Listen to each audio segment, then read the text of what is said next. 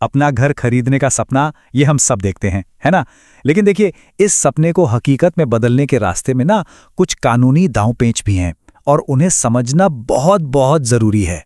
जरा एक पल के लिए सोचिए, आपने अपनी जिंदगी भर की कमाई एक प्रॉपर्टी में लगा दी और बाद में पता चले कि एक मामूली से दिखने वाले कागज के टुकड़े की वजह से वो पूरी डील ही खतरे में पड़ गई है। सच कहूं तो ये सुनने में भी डरावना लगता है। पर घबराइए नहीं, आज हम इसी उलझन को सुलझाने वाले हैं। तो चलिए एक पहली बार घर खरीदने वाले के नजरिए से इस पूरे सफर को देखते हैं। शुरुआत होती है बड़े उत्साह और ढेर सारी उम्मीदों से, लेकिन बहुत जल्द ही सामना होता है कानूनी कागजात के एक ऐसे जाल से जिसे समझना वाकई मुश्किल लगने लगता है। और ये बात बिल्कुल सच है, खासकर अगर कोई पहली बार निवेश कर रहा हो तो ये भारी भरकम कानूनी शब्द, रजिस्ट्रेशन की कॉपियां, सर्वे नंबर, ये सब किसी भूल भुलैया से कम नहीं लगते। और जानते हैं, इसी कंफ्यूजन में अक्सर गलतियां हो जाती हैं। और ये गलतियां कितनी महंगी पड़ सकती है वो यहाँ साफ साफ दिख रहा है। हो सकता है अनजाने में कोई विवादित प्रॉपर्टी खरीद ली जाए, या फिर सालों बाद कोई अनजान वारिस आकर अपना हक जता दे, बैंक लोन देने से मना कर सकता है। और सबसे बुरा क्या हो सकता है, जब उस प्रॉपर्टी को बेचने की नौबत आए तो कोई खरीदार ही ना मिले। सोचिए, एक सपना एक कभी ना खत्म होने वाली सिरदर्दी में बदल सकता है। तो सवाल ये है कि इस कानूनी भूल भुलैया से निकलने का रास्ता क्या है? देखिए, इसका जवाब छुपा है दो बहुत जरूरी दस्तावेजों में। नाम तो हम सब ने सुने हैं, पर उनका असली मतलब बहुत कम लोग जानते हैं। मदर डीड और सेल डीड। तो सबसे पहले बात करते हैं मदर डीड की। इसे आप प्रॉपर्टी की जन्म कुंडली या कह लीजिए पूरी वंशावली समझिए।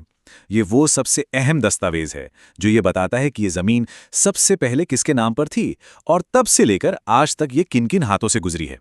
ये प्रॉपर्टी की पूरी कहानी है, बिल्कुल शुरू से लेकर अब तक की। और फिर आता है सेल डीड। अगर मदर डीड प्रॉपर्टी की पूरी कहानी है तो सेल डीड उस कहानी का सबसे ताज़ा पन्ना है। ये वो कानूनी कागज़ है जो सिर्फ मौजूदा लेन देन को रिकॉर्ड करता है, यानी प्रॉपर्टी को बेचने वाले से खरीदने वाले के नाम पर ट्रांसफर करता है। ये एक तरह से आपका मौजूदा ओनरशिप प्रूफ है। इस टेबल पर एक नज़र डालते ही सारा कंफ्यूजन दूर हो जाता है। देखिए, मदर डीड प्रॉपर्टी के अतीत को खंगाल कर ये पक्का करती है कि टाइटल बिल्कुल साफ है या नहीं। वहीं दूसरी तरफ सेल डीड आपके आज के मालिकाना हक पर कानूनी मोहर लगाती है। मदर डीड 30 साल या उससे भी पुराने इतिहास को देखती है, जबकि सेल डीड सिर्फ और सिर्फ आज की डील की बात करती है। एक के बिना टाइटल अधूरा है और दूसरे के बिना तो डील ही अधूरी है। अच्छा, अब एक सवाल उठता है कि ये अतीत को खंगालना, मतलब पुराने रिकॉर्ड्स देखना, इतना जरूरी क्यों है?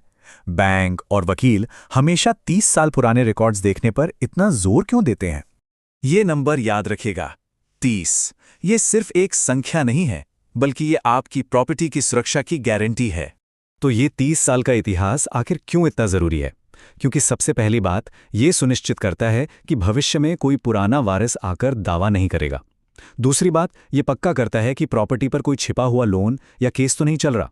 और सबसे बड़ी बात, इसके बिना बैंक आपको लोन ही नहीं देगा। तो ये सिर्फ एक नियम नहीं है, बल्कि आपकी मेहनत की कमाई के लिए एक सेफ्टी शील्ड है। तो इतना सब कुछ समझने के बाद अब आते हैं सबसे काम की बात पर।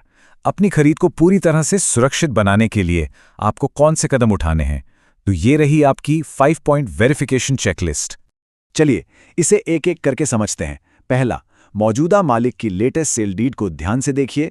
दूसरा, मदर डीड से शुरू करके एक एक पुराने दस्तावेज की कड़ी जोड़ते हुए पीछे जाइए, देखिए कि कोई लिंक मिसिंग तो नहीं है।